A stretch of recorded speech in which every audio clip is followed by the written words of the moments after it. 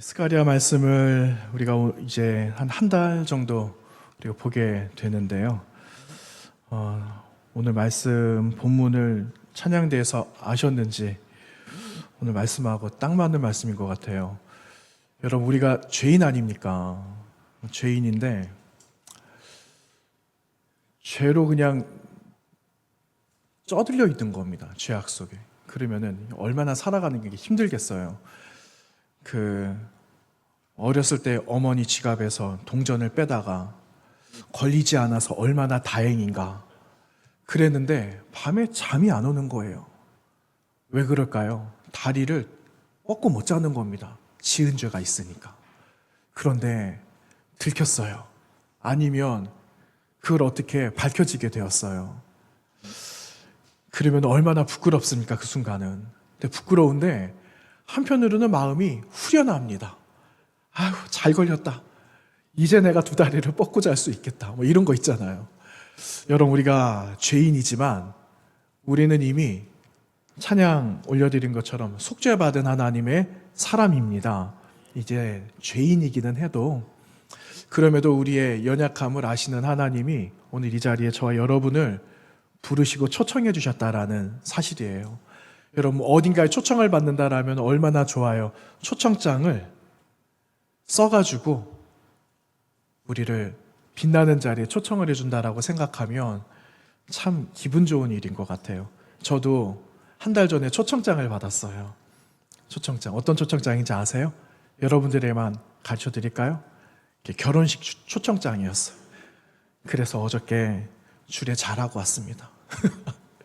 그런 초청장도 있더라고요. 네. 근데 어쨌든 참 좋은 것 같아요, 초청장이. 여러분, 그 초청장 받으셨어요? 오늘 이 자리에 나오신데 초청장 받고 오셨습니까? 그 초청장은요, 한 번만 받으면 돼요. 한 번만 받고 언제까지 간직하느냐? 영원히 간직하는 거예요, 영원히. 주님께서 오실 때까지. 여러분, 그 초청장 버리지 마시고 잘 간직하시기를 바랍니다. 여러분, 그 오늘 말씀은 스가랴서 3장으로 훌쩍 넘어왔는데, 여러분, 스가랴 선지자 시대에 같이 활동했던 선지자 한 사람이 있어요. 그 사람은 스가랴서 앞에 나오는 사람입니다. 누구냐면요, 학개라는 선지자예요. 그런데 학개 스가랴 선지자는요, 이 두 사람은 동시대 사람이거든요. 그리고 예언자들이 많이 있었잖아요. 예언자들이 많았는데 그 예언자들의 공통점은 무엇이냐면요, 누가 오실 것을 예언했을까요? 예수 그리스도. 예수 그리스도께서 오셔서 이 땅을 어떻게 하신다는 내용일까요? 회복시켜 주신다. 그렇죠? 우리를 구원해 주신다라는 그 내용이 예언자들이 똑같이 전했던 메시지 가운데 하나였어요. 그런데 그 메시지가 이루어지고 성취되기까지 얼마나 많은 시간들이 걸립니까? 그리고 그 시간들 속에는 많은 사연들이 있었어요. 어느 나라는 멸망을 하게 됩니다. 북이스라엘은 완전히 멸망을 하게 되고, 남유다는 어땠습니까? 남유다도 멸망을 당하잖아요. 그런데 남유다 백성들이 어디에서 70년을 살죠? 바벨론이라는 곳에서 70년을 살고, 어떤 사람은 일부 남아있기도 했지만 대다수는 다시 고향 땅으로 돌아오게 되는 역사를 성경이 기록하고 있습니다. 우리 이것을 잘 알고 있죠. 여러분, 이 학개 선지자, 스가랴 선지자가 예언하고 있는 것은요, 어떤 말씀이냐면은 나중에 당신들이 돌아오게 됩니다. 당신들이 70년 산 다음에 바벨론 땅에 돌아와서 하나님의 놀라우신 회복하심을 경험하게 될 겁니다. 라는 그 예언의 말씀을 하고 있는 그러한 시대 속에서 학개 선지자, 스가랴 선지자가 하나님의 말씀을 대언하고 있는 이런 배경들을 가지고 있다라는 거죠. 여러분, 당시에 살아가고 있었던 이 사람들 70년 바벨론 살다가 돌아왔는데 얼마나 힘이 들었을까? 얼마나 암담하고 무엇을 시작한다라는 것조차 얼마나 힘이 들었을까? 한마디로 말하면은 절망 속에 있었던 남유다 사람들, 이 절망 속에 있었던 유다 사람들에게 하나님께서 희망의 메시지를 주고 계시는 거예요. 여러분, 오늘 여러분에게는 어떤 말씀을 주실까요? 희망의 말씀 더하기 하나님의 영광의 순간이 있게 될 거다라는 그 말씀을 이 스가랴 선지자를 통하여서 우리에게 들려주고 계신다라는 사실입니다. 여러분, 오늘 우리가 나누었던 이 스가랴서 70년을 바벨론을 살다가 돌아왔는데 사실은요, 현실적인 벽이 너무 높았다라는 거예요.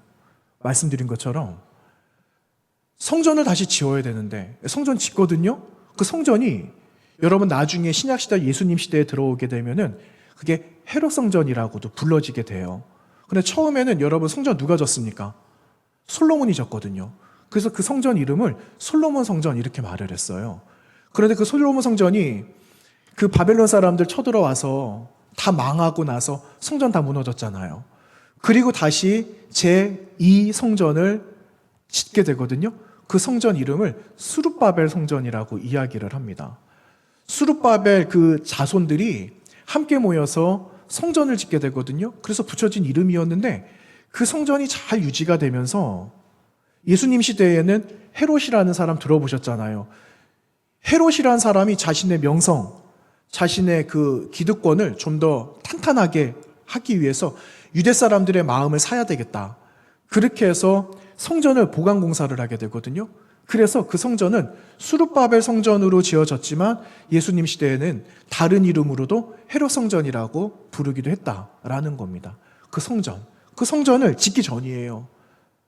그런데 여러분, 이 사람들이 현실적인 높은 담들을 바라보면서 성전을 과연 지을 수 있을까라는 생각을 하게 되거든요. 그리고 나서 사람들이 현실적인 벽에 부딪히면서 할 수 없다. 하나님 과연 살아 계실까? 과연 우리가 이 일들을 할 수 있을까? 라고 낙심하는 사람이 있는가 하면은 어떤 사람들은 바벨론 땅에서 70년 살다가 돌아왔는데 무슨 거할 집이 있겠습니까? 그 집을 져야 될 거 아니겠어요? 그런데 하나같이 많은 사람들이 자기 집 짓기에 바쁜 거예요. 그래서 학개 선지자가 그것을 뭐라고 하는 겁니다. 왜 여러분들은 고국 땅에 들어와서 하나님의 성전을 먼저 지어야 하는데 다 모든 사람이 제각기 다 일일이 다 자신들의 집 짓는데 왜 이렇게 바쁜가? 이것을 지적하고 이것을 질책한다라는 거죠. 하나님의 성전을 지어야 됩니다. 라는 것을 말하고 있는 게 학개 선지자가 말하고 있는 내용이에요. 그러면 스가랴 선지자는 어떤 내용을 말하고 있는가? 함께 하나님의 성전을 지어져 가고 있는데 하나님의 성전을 짓는 이 자리를 통해서 하나님의 영광이 여러분에게 나타나게 될 겁니다라는 것을 말하고 있는 말씀이 스가랴 선지자의 말씀이었습니다. 여러분, 오늘 말씀에는요, 하나의 환상에 관한 이야기가 나오고 있어요. 이제 내일부터 스가랴 선지자 스가랴서를 보게 되거든요. 근데 1장에서 6장까지 보시면은 여긴 환상, 꿈에 관한 이야기가 무려 8개가 나옵니다. 8개의 환상이 나오는데 오늘 여러분과 저가 함께 본 3장에 나오는 환상에는 4번째 환상입니다. 4번째 환상인데 환상의 내용에 공통점이 있어요. 여러분, 우리가 꿈 해석하기가 얼마나 힘들어요. 여러분, 어제 저녁에 어젯밤 주무시고 오늘 나오셨는데 여러분, 꿈을 꾸시고 나오신 분도 계실 거예요.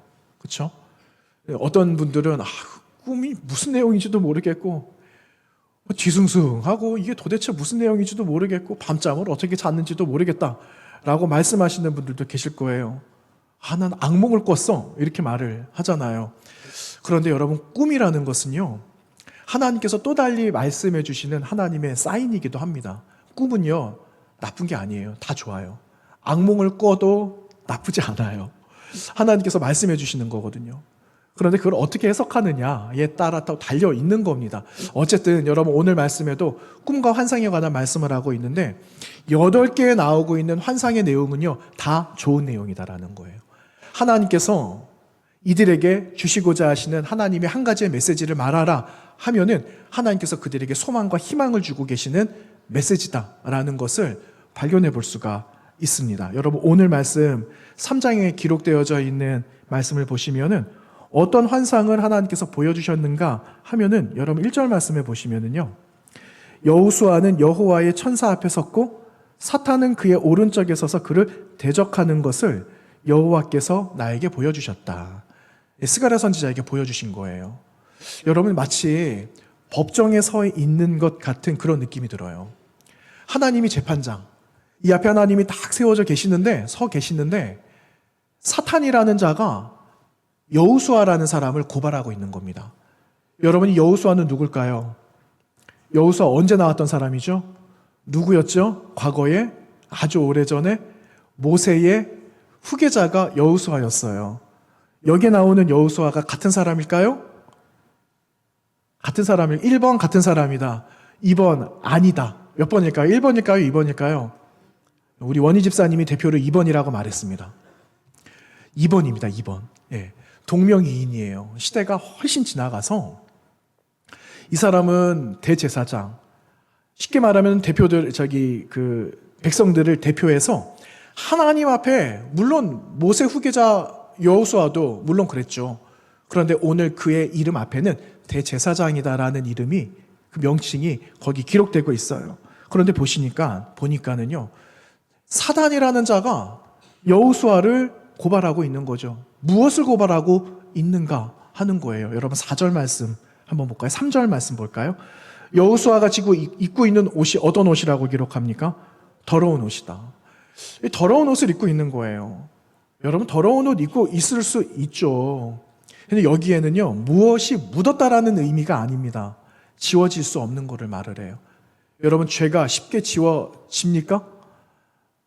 내가 과거에 너가 무엇을 했는지 내가 알고 있다 라는 것을 추궁하시는 분은 하나님은 추궁하시지 않으시지만, 여러분이 이 일들을 추궁하는 자가 있어요. 바로 사단이라는 자는 참소하고 고발하는 자로 등장하는데, 바로 이 여호수아에게 바로 이와 같은 행동을 하고 있다라는 거죠.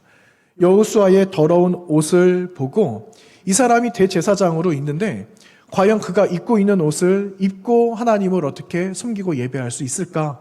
할 수 없다라는 것을 지적하고 있는 거예요. 당장에 저 사람의 더러워진 옷을 벗기세요 라고 말하는 것은 저 사람이 가지고 있는 신분, 대제사장, 하나님의 사람이라는 이 자격을 박탈시키십시오라고 참소하고 있는 내용이 오늘 말씀이다라는 거예요. 그런데 여러분, 하나님께서 어떻게 하실까요? 그리고 이 말을 듣고 있는 이 여호수아는 어떠한 상황 속에 있을까요? 여러분, 죄 지은 사람은 아무런 말을 할 수가 없습니다. 이것을 여호수아가 인정하고 있는 거예요. 여호수아도 자신의 모습을 알아요. 그런데 여러분, 이 모습은 어떤 모습이냐면요, 70년 바벨론 살다가 돌아온 남유다 백성들의 모습을 보여주고 계시는 거예요. 한 사람, 대표 이 여호수아라는 한 사람을 세워서 지금 너희들의 이 모습을 한번 봐라. 이 모습, 현실을 지금 보여주시고 계신다라는 거예요. 여호수아를 통해서. 여러분, 70년 살다가 돌아오게 되었는데 남유다 백성들이 무엇을 할 수가 있겠어요? 이들이 마음속에 가지고 있는 상처와 이 아픔들은 어떻게 다 이거를 회복할 수가 있겠어요?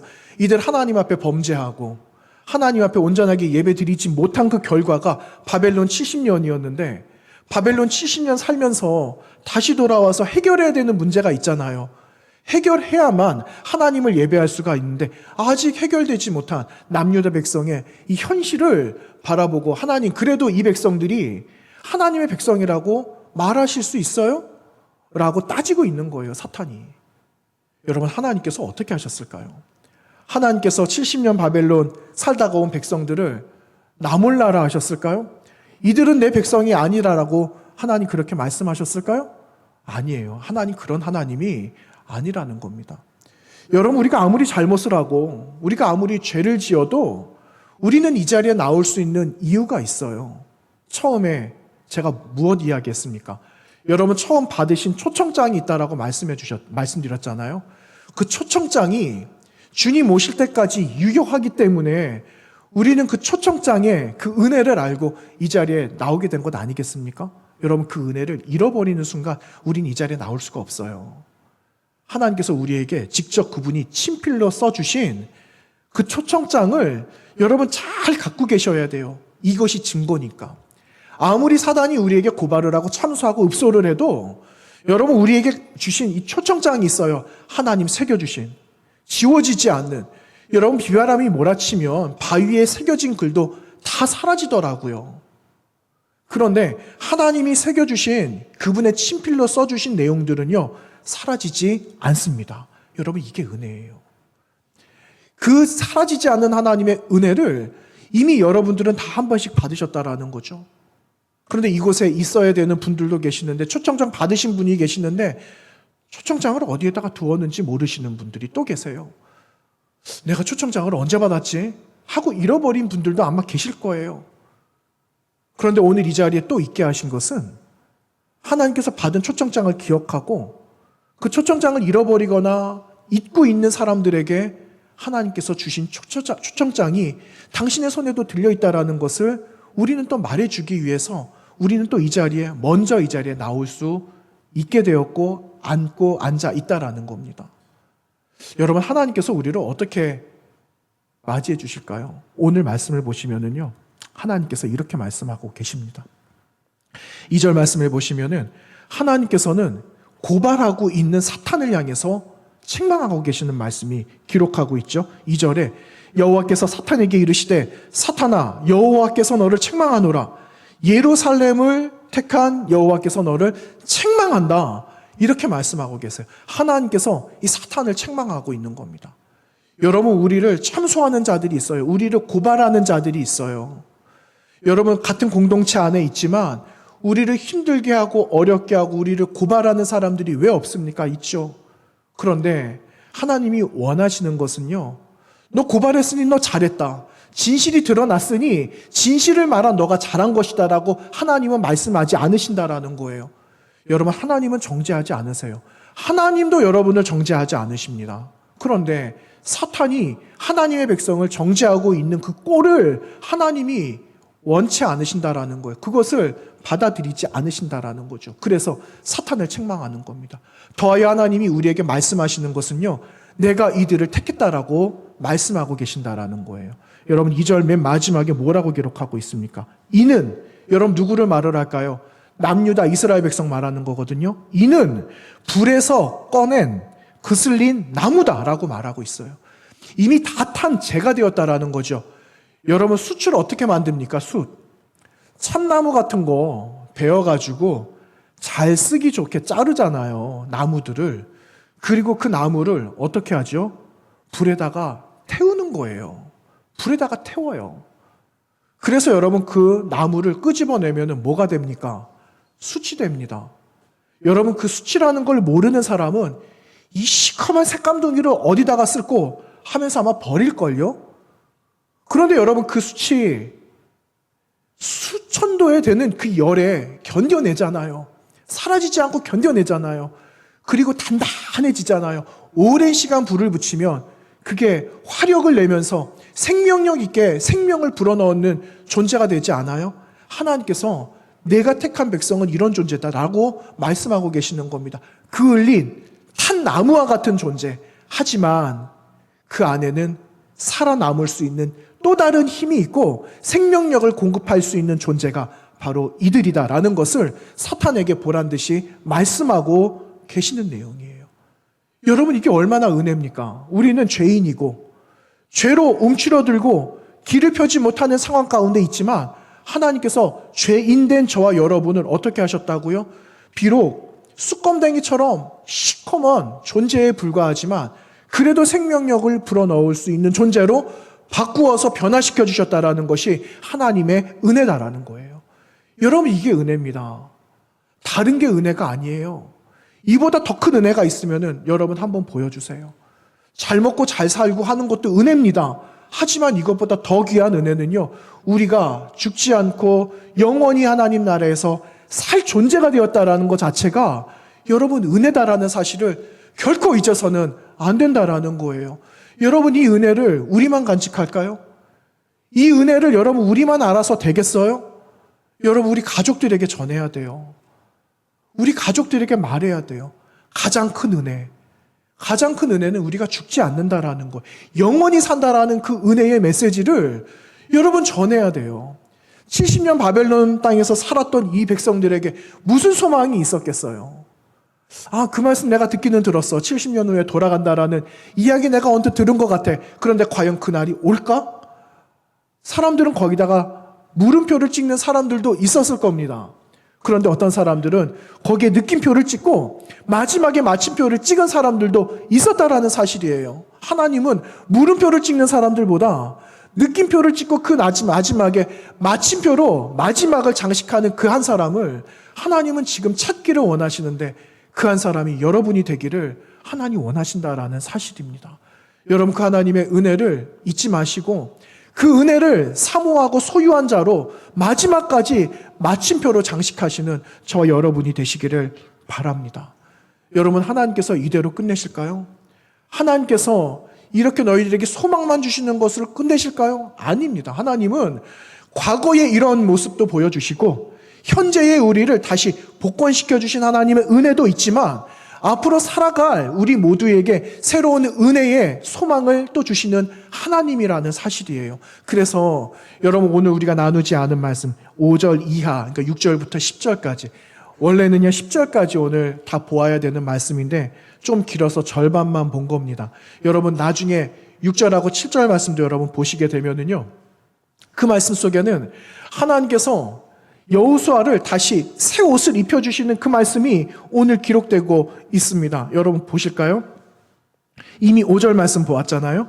정결한 관을 그의 머리에 씌우고 정결한 관을 그 머리에 씌우며 옷을 입혔다. 이런 말씀이 5절에 기록되고 있어요. 그렇죠? 하나님께서 새 옷을 가져다가 여호수아에게 입혀라 라고 말씀하고 계시는 겁니다. 어떤 옷일까요? 여러분, 대제사장이잖아요. 대제사장의 옷은요 굉장히 위험이 있습니다. 대제사장의 옷은 굉장히 무거워요. 여러분, 제가 그 언제 말씀 한번 드린 적 있잖아요. 어딘가에 성막 체험하러 한번 갔더니 여기에 목사님이 있으면 나오래요. 그래서 못 모르고 나갔습니다. 그랬더니 저에게 대제사장 옷을 입혀주시는 겁니다. 제가 깜짝 놀랐어요. 대제사장의 옷을 이 사람들이, 이분들이 섬기는 분들이 손으로 다 그것을 만들었더라고요. 그리고 요 앞에다가 흉패를, 나중에는 파란 흉패 12개의 돌이 3개씩 4줄 있거든요. 12개의 돌을 여기다가 새겨 놓은 겁니다. 성경대로 대제사장의 옷을 입었는데 너무 무거웠어요. 너무 무거운데 밑에 주변에는요 살구나무 그 열매를 거기다가 매달고, 그리고 그 주변 옆에다가는 방울을 달아놨어요. 걸을 때요 어떤 소리 들릴까요? 딸랑 딸랑 하는 거예요. 딸랑 딸랑. 제가 부끄러워가지고요 걸어가는데 부끄러워서 딸랑딸랑 거리는 거예요. 애기들 삑삑이 신발 있잖아요. 슬리퍼 신고 막 다니잖아요. 제가 그게 연상이 되더라니까요. 딸랑딸랑 거리면서 제가 3층까지 올라간 적이 있어요. 그 정도로 정교하게 무겁게, 여러분 그 옷 자체가 무거운 겁니다. 여러분 입고 계시는 옷은 어떤 옷일까요? 뭐 나는 성도니까 세마포 옷 입고 있겠지. 여러분 아닙니다. 여러분이나 저가 입고 있는 옷은 다 이러한 대제사장의 옷을 입고 있다라는 거예요. 그 말은 무슨 말이냐? 여러분, 우리가 입고 있는 옷이 너무너무 무겁고 이 옷에 걸맞는 삶을 살아가야 한다라는 거예요. 여러분, 그 말씀은 옷에 관한 이야기 여러 번 드렸잖아요. 앞전에 로마서 12장 말씀 나눌 때도 우리 자신들을 새롭게 분별해야 됩니다라는 말씀드리면서 새 옷에 관한 이야기 말씀드렸거든요. 여러분, 다시 우리에게 말씀하시는 것은 새 옷을 한번 입혀주셨는데 그 옷을 지금까지 잘 입고 있는가 하나님께서 다시 한번 확인해보고 계시는 거예요. 내가 입혀준 그 옷 헤어지지 않았어? 어디 구멍 안 났어? 뭐 묻지 않았어? 그러면 다시 한번 정비해. 다시 정비해서 새 옷 입고 새 옷 입은 사람처럼 살아가자. 이 말씀을 우리에게 말씀해 주시고 계시는 거예요. 어떠세요? 여러분, 오늘 나오실 때도 스카프가 잘 메어져 있는가? 권사님, 그렇죠? 화장은 잘 먹었나? 루즈는 잘 먹혔나? 다 보고 오셨잖아요. 거울 다 보시고 오셨잖아요. 저도 나올 때요 넥타이 다시 보고 한 번씩 이렇게 제가 집에 가서 오늘 말씀 제가 피드백 하거든요. 혼자서 매 주일마다. 그러면은 안타까운 게 있어요. 뭐가 안타까운가? 요거 있잖아요. 요게 혓바닥 마냥 이렇게 나온 적이 있어요. 그러면 그게 얼마나 보기가 싫은지. 그래서 나올 때 올라올 때 또 이렇게 한번 하고 올라오는 거예요. 여러분, 이게 무슨 말이냐면요, 영적인 옷 이 매무새를 날마다 점검해 봐야 된다는 거예요. 오늘 그거 말씀하고 계시는 거예요. 돌아와서 흙더미 속에 너희들이 있었지만 괜찮아. 털어내면 돼. 내가 입혀줬잖아. 새 옷을 날마다 하나님께서 입혀주시는 거예요. 그 옷을 내가 잘 입고 있는가는 무엇으로 내가 증명하고 무엇으로 내가 바라볼 수 있느냐면 하나님의 말씀이라는 거죠. 그래서 그 말씀에 기초해서 또 내가 입고 있는 옷을 또 점검해 보는 거예요. 여러분 겉에 옷만 잘 입으시지 마시고 영적인 옷도 잘 입으시기 바랍니다. 여러분 우리가 겨울이 오면은 여름 옷 입고 다닐 수 있어요? 그럼 이상한 사람으로 여길걸요? 겨울이 오면은 따뜻한 옷을 입어야 돼요. 그리고 여름이 오면은 두꺼운 오리털 파카 입고 다니면 되겠습니까? 얇은 옷을 입어야죠. 거기에 맞는. 그와 같아요. 영적인 공격을 받을 때 있어요, 없어요, 여러분? 있잖아요. 그러면 어떤 옷을 입으시겠습니까? 더 하나님 말씀 앞에 나아가는 거예요. 더 단단하게 내가 무장해서 싸울 준비를 하는 겁니다. 여러분 그렇지 않고 영적으로 좀 느긋하고 느슨하고 사탄이 공격 안 하는 것처럼 보일 때는 어떻게 하면 될까요? 그냥 무장 해제하면 될까요? 아닙니다. 우리는 늘 준비하고 있는 거예요. 항상 준비하고 있는 거죠. 어려울 때는 더 입고 평소에 입은 옷보다 더 잘 입어서 영적으로 쳐들어오는 것들을 맞서 이겨내야 돼요. 감당해야 되는 겁니다. 그러기 위해서 매일매일 입혀주시는 그 하나님의 그 옷이 무엇인가?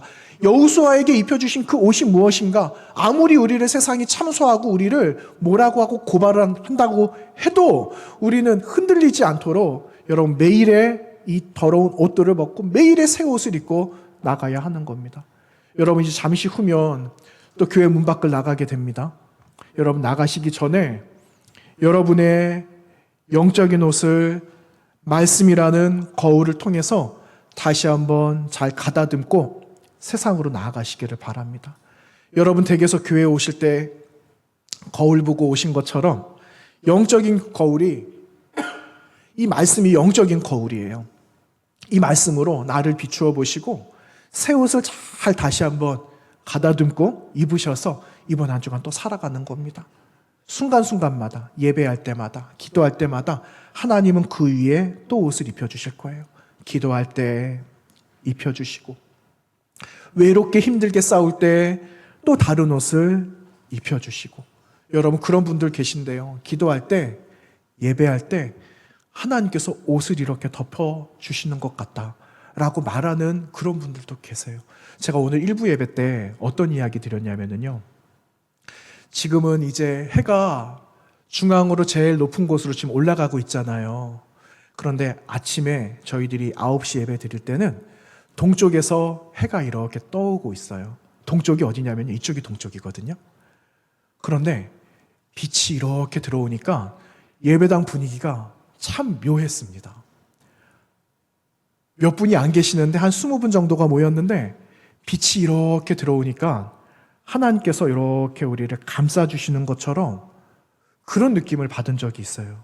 그 순간이 있었어요. 제가 1부 때 그 말씀 드렸는데 우리 1부 때 이용수 권사님 같이 예배 드리셨거든요. 지금도 여기 앉아 계시는데 제가 그 얘기 드렸습니다.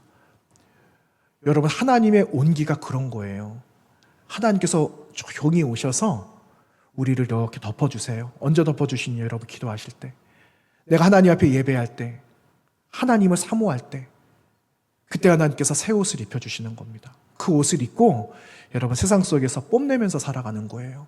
하나님의 자녀됨을 뽐내면서 자랑하면서 그러면 여러분 그 뽐내는 게 세상이 얼마나 부러울까요? 여러분 사실은 사탄은 여호수아가 부러웠던 거예요.